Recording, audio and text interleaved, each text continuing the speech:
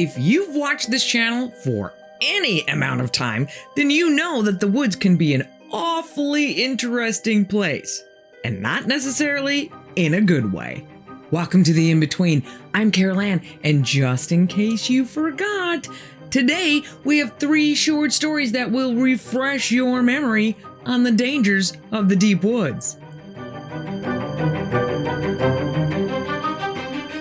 This story's poster wished to remain anonymous, so we're going to call him Randy. Randy and his trusty pack of seasoned hunter friends, Alex, Kyle, and Jeff, head out to the mountains of West Virginia for turkey hunting. Randy's buddy owns this awesome cabin with 2 rooms, a kitchen with a 19th century wood stove and an oven, and a back room with 2 bunk beds. They all bring turkey guns, basic 12 gauges, Mossbergs and Remingtons. Randy takes his Ruger AR-15 and brings his Glock 19X. Why? Because why not? They're in the mountains, so they're probably never going to see a turkey anyway, so might as well get in some target shooting. Day 1, they drink. That had always been the plan. Screw the turkeys, let's give them one more day to live. We have 6 cases of Miller High Life and a case of Old Granddad whiskey. Enough said. Day 2. Way early when Randy first wakes up to some shuffling and scratching noises outside. He blinks, looks around, trying to clear the whiskey fog. He sees Kyle on the floor, Alex on the bottom bunk under him, and Jeff in the bottom bunk across the room. He glances out the window and sees something. Doesn't really understand what he's seeing, but the closest thing his mind can equate it to is a shadow. Okay, it's just a shadow, so he goes back to sleep. As day 2 actually begins, they wake up, put on their hunting gear, and cook eggs and sausage gravy on the antique stove. They get their guns and head out for the hunt. Sun comes up, no turkeys. Sun starts to go down, no turkeys. They decide to call it a day, go back to the cabin, and grab some drinks. Less than 5 minutes from the cabin, they hear this roar. All 4 of them drop to the ground in some primeval, instinctual move and try to find cover from whatever this thing is. Randy and his friends gather up, and Jeff says, "I have no idea where the bear is, but it's gotta be close. Stay low, stay quiet, and move quickly." They all nod. Randy empties the buckshot out of his gun and reloads it with something a little more powerful. Every pump of the shells coming out and clunk of the shells going in sounds like a gunshot in the quiet woods around them. They make their way back to the cabin, every one of them saying to themselves the whole time, "It was just a bear. It was just a bear. It was just a bear." They all know that was no damn bear. They make it back to the cabin and are all pretty freaked out, but they don't see anything. That night, they're still pretty wired and on edge, but they are well armed inside and nothing else happens. They stay away from the whiskey and are only drinking water and beer. However, eventually, nature calls, and Alex needs to do something that requires a little more privacy. The cabin only has an outhouse. So Randy says, "Don't be scared. Just go. We'll cover ya."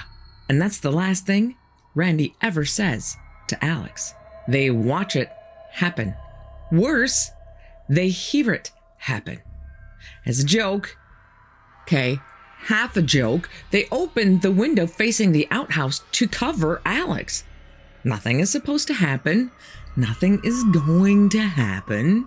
Randy, Jeff, and Kyle watch as Alex walks toward the outhouse when something leaps on him. Some shadow or a void lands on Alex and begins tearing at him. Shooting is Randy's hobby, and he's a great shot. And it takes him a second to recover from the shock of what he's seeing, but when he does, he opens fire, hitting this thing with every freaking shot. But it doesn't matter. It's not enough. Whatever that thing is, it drags Alex away, screaming until a savage crunch ends the screams. The 3 remaining friends stay up all night, guns pointed out the doors and windows. Randy's pretty sure they'd all wet themselves at some point. He did, because there was no way on this earth he was setting foot outside of that cabin. Day 3, they venture out, guns drawn. None of them are military trained, so they're not exactly SEAL Team 6, but they circle back to the outhouse in a loose triangle formation. But all they find is a lot of blood and a trail leading into the woods. They pack up their stuff in record time and drive back to town. Takes 2 hours of driving before they can even get a signal on their phones. They call 911 and tell them everything that happened. They never find Alex's body, besides the blood. And everybody says it was just a crazy random bear attack. Maybe it was, but that must be one bloodthirsty, indestructible bear.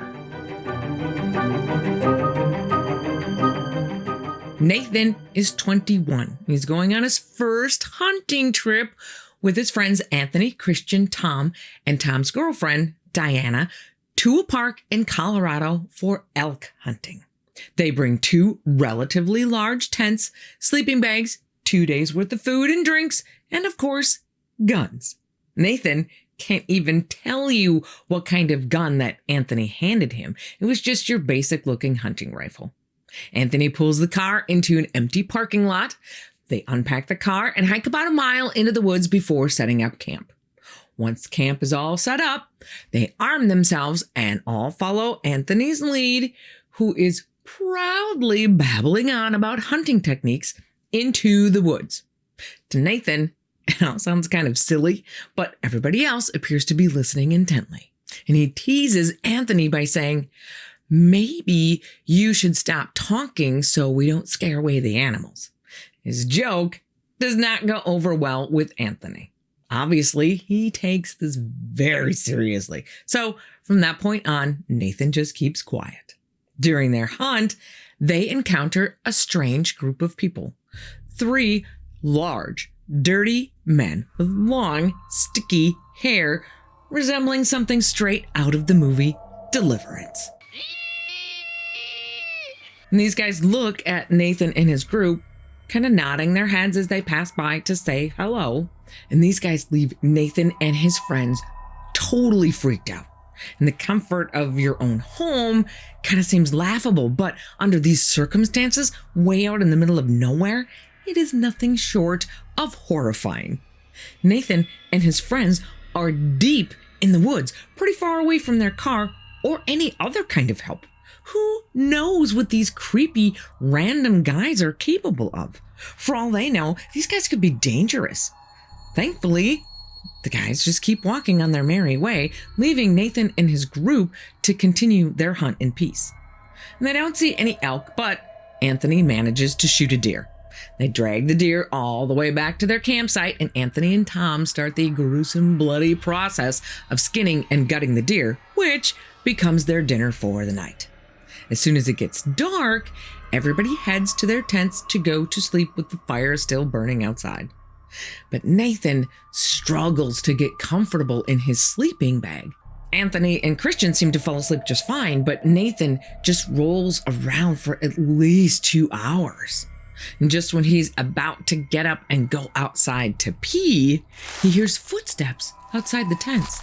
And he almost calls out Tom and Diana's name, but then he stops thinking, well, what if it's not them? He lays there, quietly listening. Suddenly, the zipper to their tent is pulled up. Nathan quickly throws his head down on the pillow, pretending to be asleep. After just a couple seconds, he hears the zipper go back down. He waits until the sound of footsteps moves away, heading towards Tom and Diana's tent. Nathan then realizes it must have been them, probably checking if everyone else is asleep so they can mess around a little bit. Deciding to play a little joke, Nathan waits about 5 minutes before quietly unzipping his tent and creeping over to Tom and Diana's tent, only to realize the zipper on their tent is still up. And he thinks, well, that's weird. As he creeps closer, expecting to catch them playing around and scare the crap out of them, he instead sees two men inside the tent crouched over Diana. Totally freaked, Nathan screams as loud as he can. Anthony and Christian are out of their tent in a shot, armed and ready. The two men burst out of Tom and Diana's tent and start running. And Nathan realizes these are the same two men that they saw earlier in the woods. Tom and Anthony fire shots over the two guys' heads in their direction to scare them off. However, what happens next is even more horrifying. After they fire their rounds, Nathan and his friends look around completely horrified as men who had been hiding in bushes and behind trees start taking off in all directions. They try to wake up Tom and Diana, but it seems like the men have injected them or something with some kind of tranquilizer. With no other option, they wait for Tom and Diana to wake up, which ends up being the most agonizing half hour ever. And running back to the car through the pitch black forest becomes one of the most terrifying experiences of Nathan's life. They have no idea who those people were. They might have been part of some secluded inbreeding house or even a family of cannibals for all they know. They also don't want to think about what their intentions were for Tom and Diana. But I think it's safe to say they weren't good. This story comes from Reddit user Midwest Exploration. So we're going to call him Brent, and we'll call his friend Patrick. Brent is a well-seasoned outdoorsman and hunter who lives in northern Utah and spends lots of his time in the woods. He's never really been a suspicious person and always manages to find a rational explanation for the weird things he sometimes sees in the woods. But for this specific experience, he has no explanation. On this particular winter day, Mother Nature dumps about 3 feet of snow, and Brent and Patrick, another experienced hunter, find themselves gifted with a snow day that would be perfect for some bird hunting. So they load up their shotguns into the back of Patrick's off-road setup Jeep and head up to the mountain, hoping to bag a grouse or two. When Brent and Patrick reach the gate at the base of the mountain, they find it closed, but not locked, which is odd because usually the gate is locked. But hey, bonus! They open it up and go on through. They actually manage to drive quite a few miles with the Jeep, and as they do, it's pretty obvious they're the first people up there for quite a while. There is only one way in and one way out of there, just a single road. They drive the little Jeep trail for about 3 to 4 miles. Finally, they reach their hunting spot, which is very remote. Extremely remote. Brent and Patrick step out of the Jeep, and the first thing that they hear is an elk calling. But it's wrong. It sounds distorted and raspy. The weirdest part, though, is that Brent has hunted in that canyon his entire life, and he's never even seen an elk in there. However, they both just blow it off, figuring that there could be an elk in there. Stranger things have happened in the world, right? But as they start walking up the trail toward the grouse hangout spot, they see something that horrifies both of them. They see what looks like baby foot tracks in the snow. Not a child's footprint, but like a newborn human barefoot. At this point, Brent knows something is very wrong. Why would there be a baby up here all alone in more than 3 feet of snow? And how could they even walk through 3 feet of snow, let alone walk at all? But at the same time, he feels oddly compelled to continue along following the tracks. Maybe there's somebody up ahead who really needs help. Brent and Patrick keep walking, filled with mounting dread at what they might find just 10 steps up the trail. And these tracks are fresh, not a week old or anything like that. It looks like whatever made them came through there like just a few minutes ago. They hike around cliff faces and very steep and dark pine tree slopes for what feels like hours. And as cliche as it sounds, Brent says that the worst part and the most unnerving part is just how empty the woods are. Like they're absent of all life. Eventually, after what seems like forever, they reach a sagebrush clearing and the footsteps keep going. But by this point, it's getting dark and Brent feels really skivved out about this whole thing. So they decide to turn around and head back to the Jeep. They finally get the Jeep in sight when they start hearing squirrels chirping like 200 yards away down a very deep and dark valley where the trees block out all the sunlight. At this point, the idea of doing any real hunting is pretty much out the window. So Brent and Patrick decide to follow the chirping. They get about 300 yards into the trees when it becomes pretty obvious that the chirps are drawing them further and further into the woods. The chirping continues, but there are no signs of any squirrels. And at this point, it's almost completely dark. Brent and Patrick stop, sharing an unspoken WTF when Brent notices something. He sees what looks like a tall, slender, hairy, mangled-looking creature. As it walks, it becomes very clear that this is no earthly creature. Its knees bend backward, like deer legs, but inverted. It walks bipedally, but very awkwardly, almost as if it doesn't know how to walk. Brent only sees it for about 30 seconds before it disappears around the bend of an old dried up riverbank. At that moment, Brent is sure it hasn't seen them and they need to leave. They sneak back to the Jeep as fast and as quietly as they can, load everything up, and vacate the area. As they're making their way back down the Jeep trail, Brent swears he hears a gut-wrenching scream and is pretty damn sure he catches a glimpse of it running parallel to the Jeep. He can say with certainty that he will never forget this experience. He doesn't know what it is, but he's pretty sure it falls into that not deer, maybe skinwalker category. It keeps him awake at night to this day, and he hasn't been hunting since.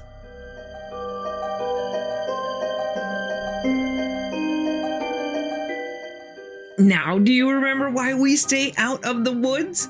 3 teachable moments for you right there.